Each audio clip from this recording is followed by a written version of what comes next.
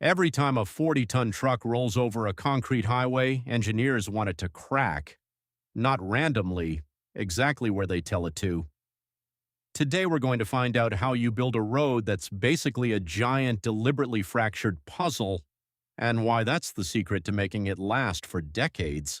Most of the roads you drive on are asphalt. But look at highways specifically, and in some countries close to a third of them are built from concrete instead. Why bother? Concrete is stronger, spreads truckloads over a wider area, resists rutting and wear, and, bonus, it's brighter, which means better visibility at night and lower lighting costs. But here's the catch. Concrete is stiff and brittle. It doesn't bend and flex the way asphalt does. So if you just poured one giant unbroken slab of it across an entire highway, temperature swings alone would tear it apart with cracks running wherever they pleased. Engineers had to get clever. Before we get to that cleverness, though, we need to talk about what's underneath the road, because a concrete slab is only as good as what it's sitting on. Think of a road cross-section like a layer cake. At the very bottom, the subgrade, the natural ground that was already there. On top of that, the subbase, an engineered layer built specifically to support the road. And on top of everything, the pavement structure itself, the part your tires actually touch. That bottom layer, the subgrade, has to check a few boxes. It needs to be stable, load-bearing, evenly shaped, and flat. Sounds simple. It almost never is because nature doesn't hand engineers convenient dirt. Soil basically comes in two personalities. Cohesive soils, clay and silt, what most people just call loam, hold together but deform heavily under pressure, soak up water like a sponge, and settle achingly slowly, sometimes for years after construction. They're also a nightmare in frost. Not great news for a road foundation. Non-cohesive soils, sand and gravel, are the opposite personality. Their grains don't stick together when dry, but that's actually an advantage here. Water drains straight through, they compact well, and they barely react to frost because of all the air gaps between the grains. So what happens when your building site sits on the wrong kind of soil?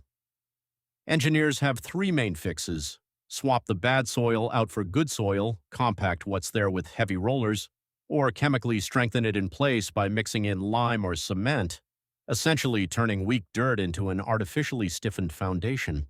Here's the villain of this whole story: frost. Water trapped in the wrong soil freezes, expands, and can literally heave a road upward from below, then leave a sunken pocket when it thaws.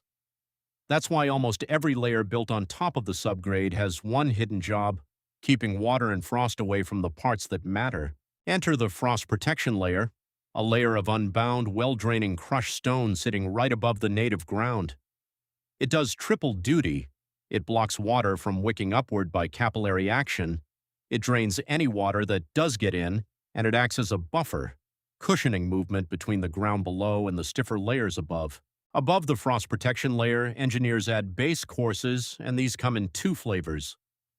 Unbound layers are just compacted crushed stone or gravel, no glue involved, relying purely on interlocking particles for strength. Hydraulically bound layers, on the other hand, mix crushed stone with a small amount of cement, usually somewhere between 5 and 8% by weight, plus water. That cement paste glues the aggregate into a semi-rigid mat, spreading loads far more evenly than loose stone ever could. Think of it as the difference between a pile of gravel and a lightly cemented crust. And finally, at the very top of this stack sits the star of the show, the concrete slab itself, what drivers actually feel under their tires. Here's a rule most people never think about. Slab thickness isn't arbitrary. It has to be at least 3 times larger than the biggest stone in the concrete mix.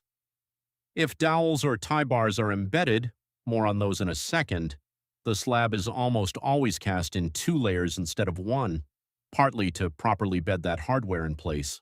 Now back to that deliberate cracking. A concrete highway isn't one continuous ribbon. It's broken up into individual slabs separated by joints on purpose.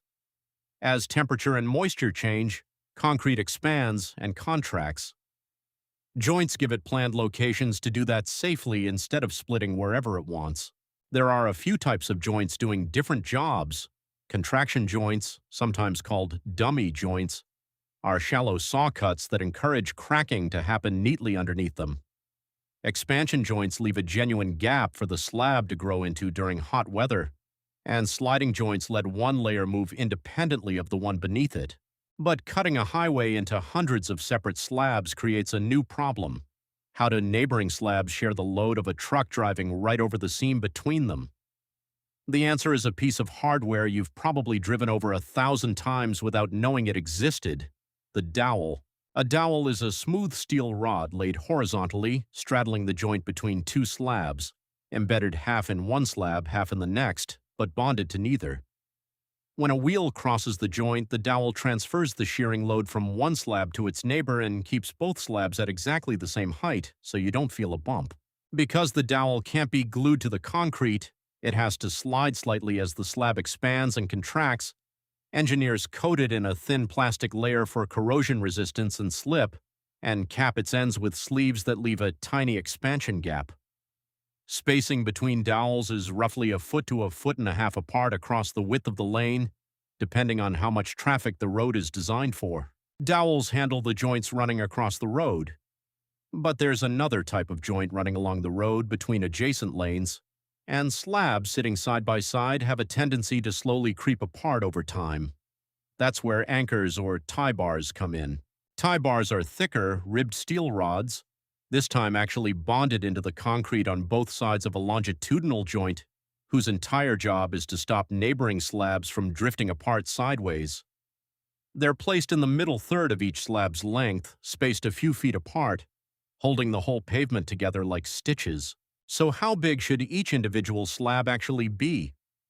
There's a neat rule of thumb: slab length is roughly 20 to 30 times the slab's thickness. Highway slabs typically cap out around 7.5 meters, about the length of a small truck, and won't go smaller than 0.5 meter because below that a slab becomes too fragile to behave predictably. Now, how do engineers decide how thick all of this needs to be in the first place? Traditionally, they use something like a lookup table, classify the road by its expected traffic. Heavy trucks get their own weighted load class based on standardized 10-ton axle crossings, then match that load class to a proven pre-tested layer design from a standard catalog. Simple, fast, battle-tested. Modern engineering also allows a second path, calculating the pavement's thickness directly from physics, factoring in exact traffic composition, tire pressures, vehicle speeds, and even how bumpy the surface is. This method checks two different failure scenarios. Will the slab eventually fatigue and crack under millions of repeated loads? And will the stress at the slab's edges stay within safe limits for everyday comfort and durability? So next time you're cruising down a concrete highway, remember, you're driving across hundreds of individually engineered slabs, stitched together with hidden steel, sitting on a carefully built stack of soil, stone, and cement, all designed to crack exactly where and only where engineers wanted it to. And we've only looked at the structure so far. What actually goes into that concrete mix, and why a hidden chemical reaction inside it can quietly destroy a road from within, that's a story for next time.